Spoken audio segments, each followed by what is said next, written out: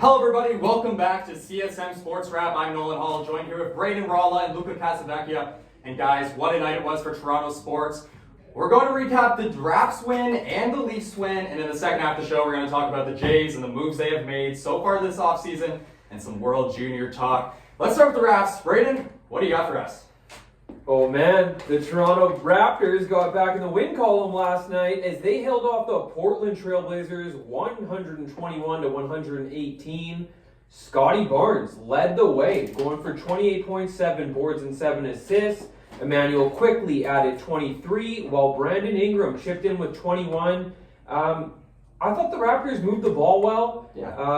They dished out 33 assists as a team. They also pushed the pace. They won the fast break battle 25-10. They even led by 15 going into the fourth. That's when the Blazers made their push. They were able to cut the lead to a single basket, but the Raptors held on for the win.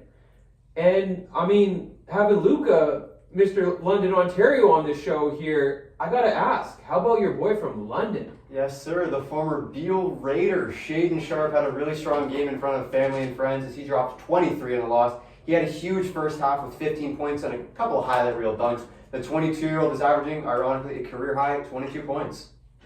Now, Braden, Raps so far this season, 15-7, second in the Eastern Conference. They're playing really good basketball, coached by Darko Rakovic. You got guys like Scotty Barnes who have been excellent this year. Brandon Ingram with a bounce back year. What's been the biggest key to their success so far this season? I think the number one thing has been the balanced attack. I mean, before the RJ Barrett injury, 3 guys were averaging around 20 a game. Brandon Ingram, Scotty Barnes, RJ Barrett. Now with RJ injured, which we're actually going to get an update today, Wednesday, December 3rd, an update on the injury. But that injury is giving the Raptors an opportunity to show off another one of their strengths, and that is their team depth. And Darko has 11 guys averaging over 15 minutes a game right now. As a coach, that gives you a lot of flexibility, allows you to throw different looks at teams, rotate the lineups, and keep guys fresh.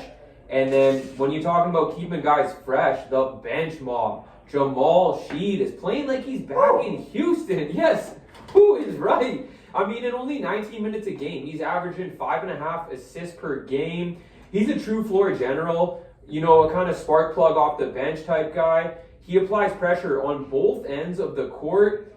Him and Quickly, they're just that. They're quick. And we saw that with the 25 fast break points last night. When we talk about the depth, 2 other guys who are contributing, Grady Dick, Jacoby Walter, young players finding their way in this rotation. And then, as we look towards the rest of the season, to me, the East is absolutely wide open. You can probably make a case for 6 different teams to win the East right now, which bodes well for the Raptors. I mean, Pistons, they're in first right now, a young first-place team, not much experience. The Raptors are in second right now after that win. They're getting it done. The Miami Heat, led by former Raptor Norman Powell, averaging 25 a game over there right now. The Knicks are at fourth. They were expected to be one of the top teams. The Magic, a young team, continue to improve. And the Cavs, not quite playing to expectations, but I think this bodes well for the Raptors. Luca, what do you think about what's going on with the Raps so far this season? I mean, call me crazy here, folks, but a disgruntled superstar wanted out of a team. He comes to Toronto. They got a really good bench. The East is wide open. Does it remind anyone of 2019 just a little bit? Yeah, the Raps have been playing really exciting basketball this season. And it's like, I'm going back to the Jays. It's like when the Jays made that awesome playoff run, fans who aren't even big baseball fans are tuning in to watch the Jays. And I think when the Raptors went on that 9-game winning streak, you have guys who aren't even the biggest basketball fans tuning in to watch the Raptors. So it's been really fun to watch this Raptors team. They've been great so far this season. They're going to be put to the test on Thursday night as they host LeBron and the Lakers. That should be an interesting one. Lakers are top team in the West, so. No doubt. And I mean, LeBron, the all-time, the mark of longevity, this could be the last time for Raptors fans to see LeBron in action, and I mean that Lakers team right now is rolling. Luka and Austin Reeves are Luka Doncic, not Luka Casavecchia.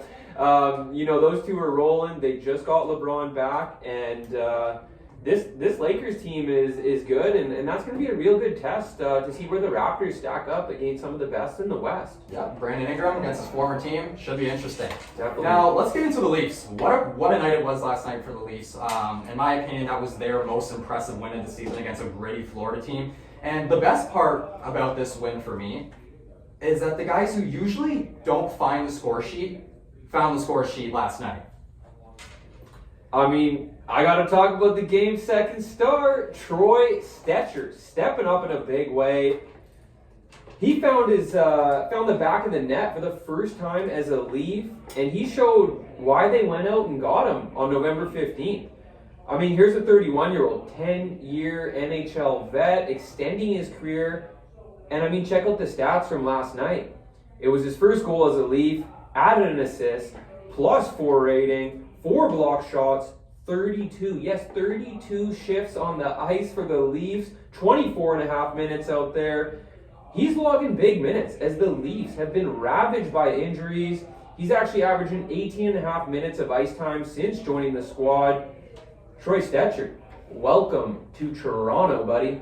Yeah, I mean, on defense, it's been good the last couple of games for the Leafs. Stecher's playing a huge role in that. But how about the best defenseman for the Leafs so far? Their goaltender, Joseph Wall. Luka, what do you got on Wall? Yes, sir. Joseph Wall had a .963 last night, and since coming back from his personal issues, he has a .924.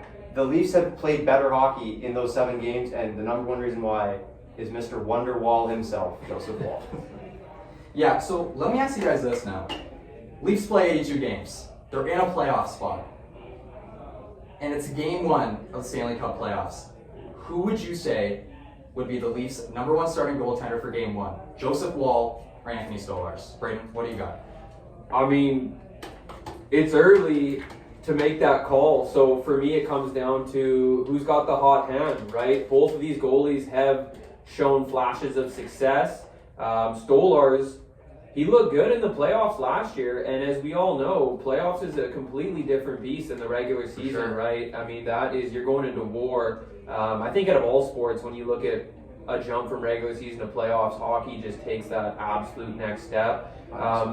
So Stolarz, he looked great in the playoffs last year up until that concussion. I think if you ask me right now, he has the edge, but as Luke is talking about his boy Wonderwall over here, he's got a lot of time to improve and prove himself throughout the season. So if I had to pick right now, I'm going to go with Stolarz, but we'll see when it comes time to the playoffs.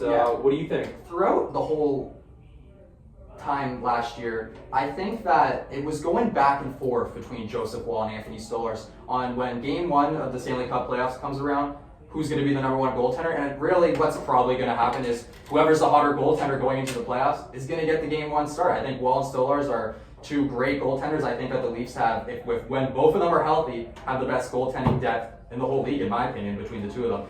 Look, who do you got?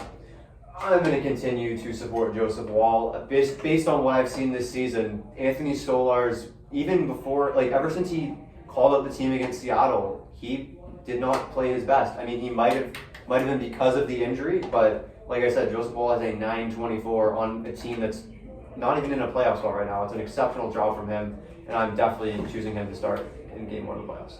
Yeah, the Leafs, last night was, in my opinion, their best win of the season. Did they score 7 goals like they did against Pittsburgh? No, but they have just been so good this season, Wall has been so good this season, and I think even Craig Berube said last night that if the Leafs play like that, they could beat anybody. And I think that's exactly what happened last night. They were a gritty team. You saw guys like Dakota Joshua, Troy Stecher, all finding the back of the net, all on the score sheet. And that's what you need to win these games. I mean, like you just mentioned, putting up 7 against the Pens and then going down to the Sunshine State and getting a win against the defending champion. Those kind of wins could be team and morale builders that keep you going. So, yeah. So let's get into. I want to talk a little bit about some certain players for the Leafs, and I want to talk a little bit about Austin Matthews and William Nylander. The last couple of years for these two guys, we saw Matthews score 69 goals that one year, but I don't know if he's unhealthy right now. We don't know exactly what's up. He's a point per game player, but it's not the Austin Matthews that we've seen the last couple of years. Last year, deal with some injuries, but I want to ask you guys this now. Who, in your opinion, is the best player on the Toronto Maple Leafs? I know this, to some, they'd be like, what do you mean? Come on, it's got to be Matthews. But I think Nylander could be in that conversation now. Luca? I'm going to take Matthew Knies. Matthew Knies. Okay. I think that guy doesn't take a single shift off, which I can't say for the other two guys. He's been a pillar of consistency on this team. So, yeah, I'd go Matthew Knies. Braden? I mean, I got to stick with the captain, even though he's, maybe slowed down a little bit. He might be injured, battling some injuries. Yeah.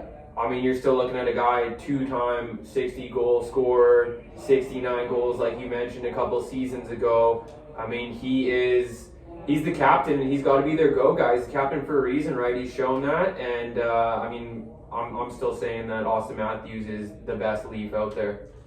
This is a tough one for me because I truly believe that it is either Matthews or Nylander. And I think as if you want to put in every single aspect of the game, it's probably Matthews. And Matthews, yes, he isn't scoring 50, 60, 70 goals a year the last couple of seasons, but you want to know what he's really improved on the last couple of years? His defense. And Selke V. He's playing more like Alexander Barkov. And Alexander Barkov is one of the most completed players in the NHL. So I think I'm still going to go with Matthews. Nylander maybe has been better offensively the last two seasons, but...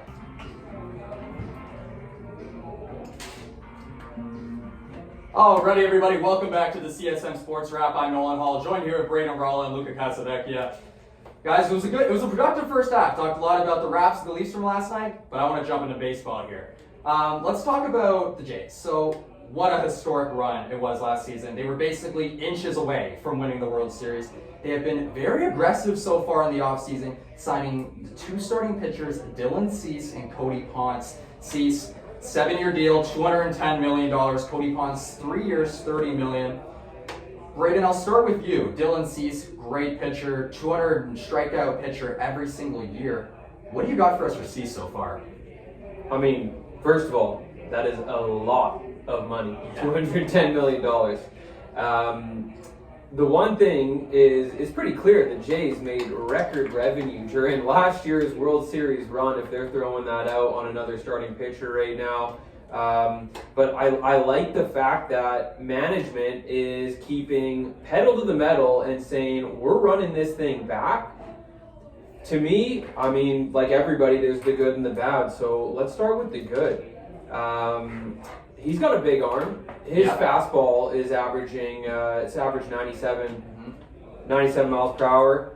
He's been durable. 5 straight seasons of 32 plus starts. So since 2021, that actually leads the majors. He leads the majors in starts. He's 7th overall in innings pitched. And he's only 30 years old, so he's entering the prime of his career. And he doesn't get hurt a lot either. And that's a huge thing for pitchers. You see it all the time. They're getting Tommy John. They're always getting hurt. So a pitcher that's able to stay healthy all the time, it's exactly what a team wants in their starting pitching. So Luca, I'll talk to you now about Cody Ponce. He was part of the KBO last year. He was the KBO MVP. He threw 187 innings and had 270 strikeouts. What do you got on Cody Ponce? Well, to start off, to continue with what Braden said, with the Jays made a lot of money, I absolutely love the fact that Ross Atkins is just going, we want this guy, we're getting it done, and we're doing it right now. And then as for Cody Ponce, my one question with it is, the Blue Jays now have, I think, 8 people that can start games. So I think a move's coming, but as for the actual Ponce signing, I love it. Like I said, KBO MVP, the stats speak for themselves. KBO MVP, 1.89 ERA. I think 270 strikeouts in 180 innings. Unbelievable stuff. Truly special stuff. I don't care about his 7 ERA from 2021 playing for the Pirates. This is going to be a good move for the Jays. However, other moves are coming now. And not to mention, we just found out around 15 minutes ago that Blue Jays starting pitcher Jose Barrios has been put on the trade block. So we could see some interesting moves there with Barrios getting moved. I know there's talks about re-signing Max Scherzer, Chris Bassett. You got a guy like Eric Lauer out of the bullpen who was terrific last year with the Jays. So we'll see what happens with that starting pitching depth. But you know what? They got a lot of starting pitching, so they can go many ways, which is good. But now, this is the biggest question for Jays fans. Bo Bichette. What's going to happen with Bichette? He's a free agent. If I had to guess, I think that Bichette is going to get a deal around 8 years. If I had to say in a ballpark, $250 million. I see Dylan Cease get 210 for 7 years. I don't see a world where Bo Bichette doesn't get more than at least $230 million if you're paying a guy like Dylan Cease 210. I think that the top teams that are likely to get Bichette, I think the Blue Jays have to be the front runner after that World Series run, and I think that's a team that's the Jays' number one priority now. I think a team like the Atlanta Braves, who are desperate for a shortstop, a team like the Boston Red Sox need a shortstop, there's teams that want Bichette as a second baseman. So, Raul, what do you think the Jays do with Bichette? Do you think what other teams going to give offers for Bichette? Is he going to be a second baseman or is he going to be a shortstop?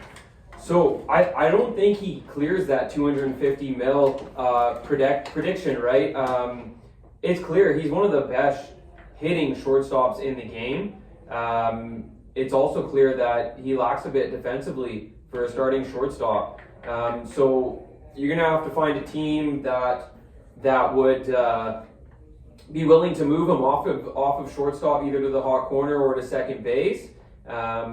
I think he'll still clear over 200 mil. I still think they find a way to bring him back to Toronto. Grew up with the farm team with Vlad.